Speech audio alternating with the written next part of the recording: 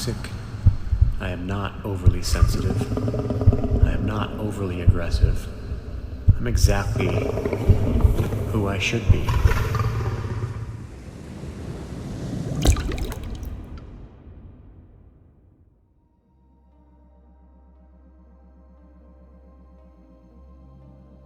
The value of my life increases every time when I appreciate everything in it. And this is so true. While I'm recording this right now, I am laying in bed. It's 2:30 in the morning. I can't sleep because I had a very interesting day today. I was driving on the highway in the car of my friend, and I wanted to go down the exit road, and there was cars lining up. I was driving and I stopped because the cars were waiting to go into the exit road probably, and I stopped, and all of a sudden a car hit me from behind, and I moved towards another car, so I hit the other car, and I just realized, fuck, I'm in a car accident. And yeah, in the first moment I was just like, okay, what the fuck? I really was like, okay, what the fuck is going on? I took breaths. I was shaking. It took me a while to actually get myself sorted. And then I stayed up, went out, and yeah, thank God I had two beautiful, friendly men behind me who reminded me actually on the beauty in life, because we were standing there and we just trying to figure out what's next. The person that I hit in front of me, she left, and we went on the other side, called the police, but it's kind of pointless to call the police in California, so we also figured out it would be better to just do this with our own things and just share and informations and everything. Yeah, and it was very interesting to witness myself in this, and still witnessing myself in it, because yes, it's 2:30 in the morning. I can't sleep, so I really feel that my body needs the time to really reset my nervous system. But I'm trying to see the bigger picture here, because I know that accidents doesn't happen without a reason. There is no such thing in this universe. This is happening without a reason. There's no such thing than coincidences. And in accidents, there's so many people and so many souls and so many contracts involved. Even my friend, I was driving her car. She had a car accident recently as well, and the driver who hit her left. So this time I was very lucky that the person who hit me did not leave. So it was very interesting, because I was just thinking about her, and I was kind of well, and I saw a Jeep, and I kind of was oh, I really want to drive a big Jeep, a big red Jeep. And funny enough, I was driving her car, and her car is red.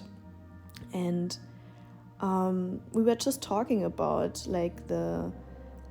the accident, because I was driving her car and I sent her a picture, and I was I didn't realize, but I was just going really quick to Air1. I swear I did not hit anything. Is this from your car accident still? And she was yeah, it's still from my car accident.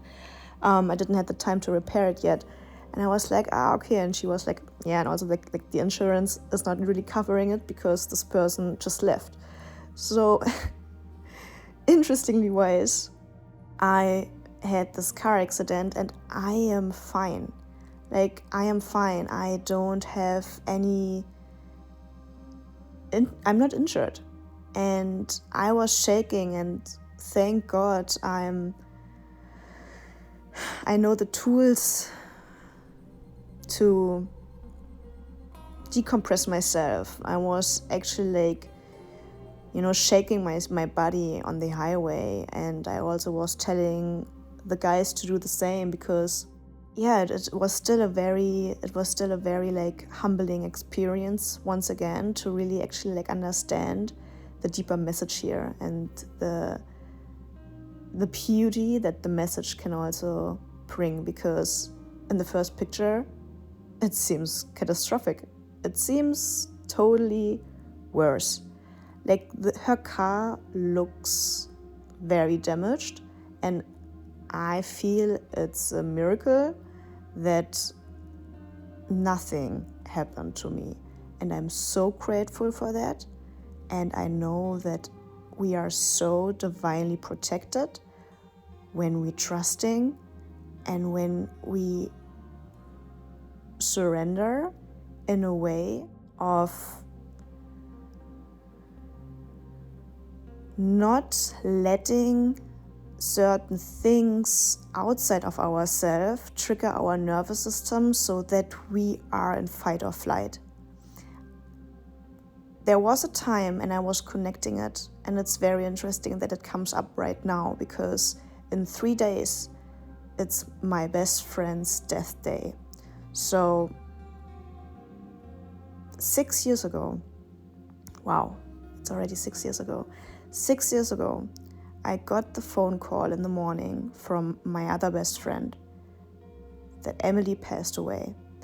And on this moment, I couldn't handle the amount of how I reacted and my nervous system, and it shut me down.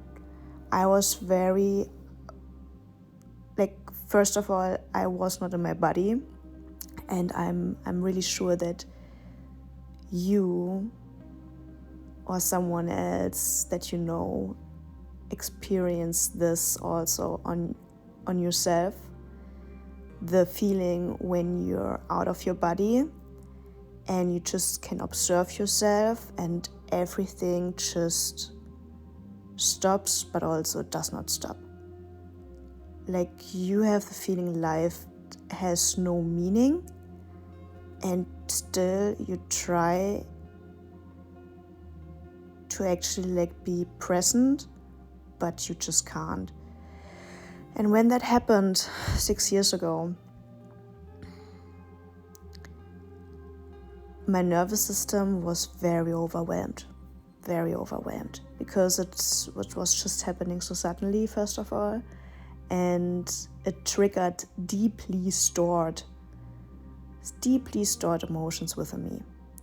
So, of course, when we have emotions within us or trauma within us that we didn't deal with before, and then something happens that is even in the present moment the worst thing for our nervous system, it triggers the old emotions that we didn't even deal with in the past.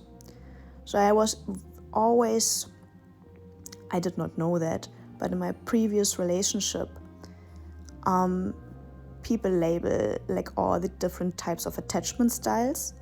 So I definitely was the anxious attachment style. My ex-partner definitely is the avoidant attachment style. But in the end of the day, besides of the labels whatsoever, where is it coming from? And this deep-rooted sense of, the fear of loss, the fear of abandonment, something that is not dealt with in the past, in your childhood.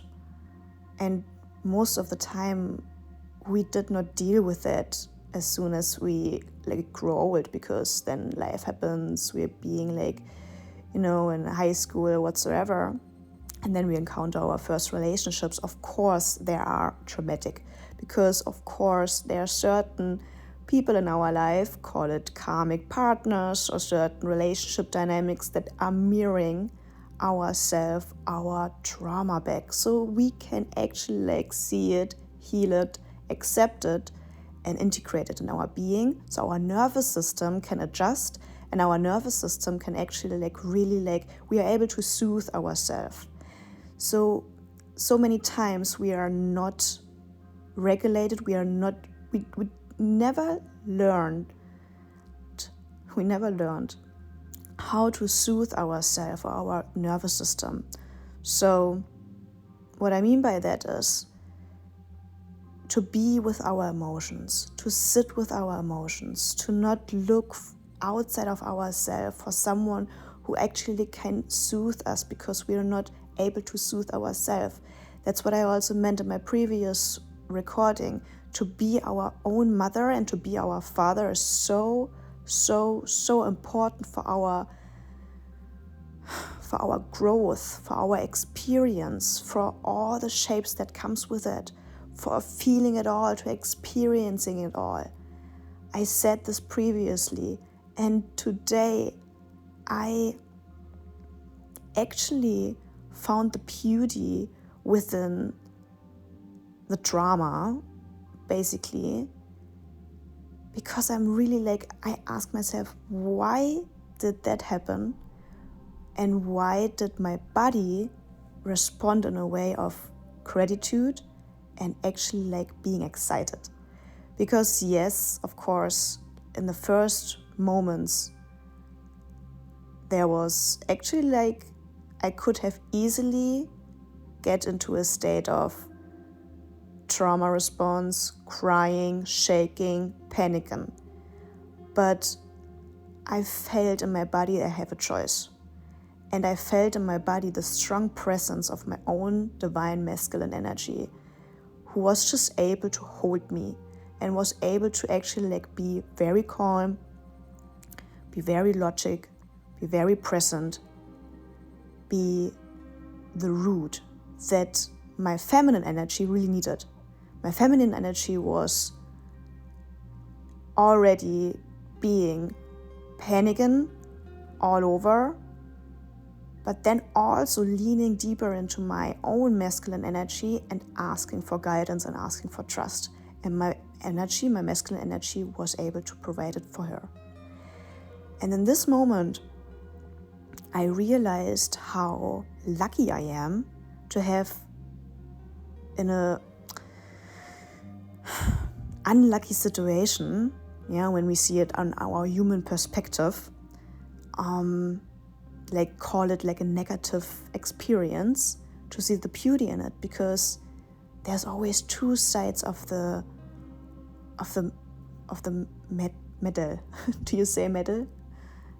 Zwei Seiten der Medaille. We say this in German like this. There's the negative, the positive, but in the end of the day, there is no good or bad either. There's just something that is there for us to explore and to experience and to see and to feel and to make the conscious choice. And I had the choice. I had the choice to choose the path of going deeper into fear, or to choose and stay in the light and to go deeper into trust and to go deeper into love. And still, of course, my body is still processing it, because otherwise I wouldn't be able to record this message right now at 2:30 in the morning, because normally I fall asleep at 9. But I just wanted to give you a little insight about how we can actually like, how powerful we are. Because subconsciously I was still holding on to the belief that I was so afraid of actually feeling this tremendously amount of not being able to hold myself and my nervous system. Like, I was not able to hold myself 6 years ago when I got the phone call of my best friend. Just passed away. I was not able. And so was my boyfriend not able. And it was not his call to be able to do that, It was my responsibility, and of course You know, it's super difficult when two people are coming together and they are not aware of their childhood wounds. So what I mean by that is I was not able to soothe myself. I was not able to hold me. I was not able to hold space for my own emotions to process that in a way that I needed it for myself. So still 6 years later, I was still carrying the belief subconsciously with me that I'm so afraid that something like this happens again, that triggers my nervous system, and again I can't handle it. So this deep fear of, you know, loss and the deep sense still of like getting people too close to me is something within me that is preventing also myself from very close, intimate relationships. And not by saying that I don't experience intimate relationships or close relationships. That's not at all. But I always had the sense of I need to protect myself because I can be hurt again. And I don't want to be as hurt as I was in the past. But this experience today showed me again that when we go deeper within ourselves, when we do the work, when we dare to go within, when we dare to open our hearts up, even in the matter of it can be hurt again, and it will be, you know, but the minute you have you, the minute you choose to be your own father, your own mother, your own wife, your own husband, your partner, your best friend, your lover, your magician, your king, your sovereign being, your warrior, everything, there is nothing in the whole world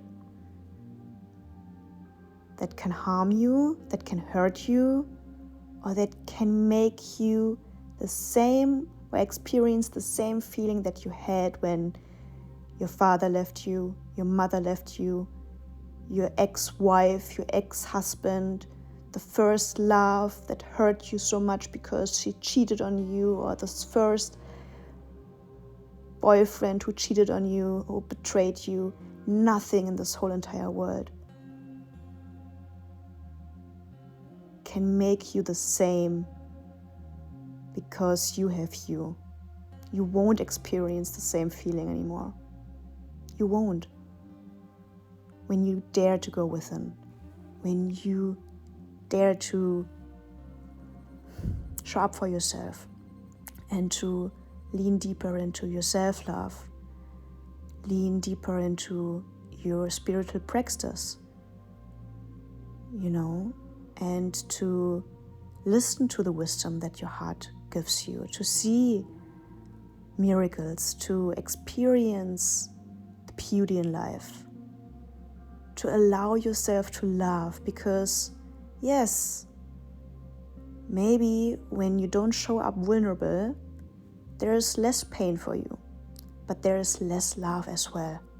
And we are here to love, and we are here to open our hearts and to smash it in everything that is just breathing the life on itself, because life is here to experience it all in every facets.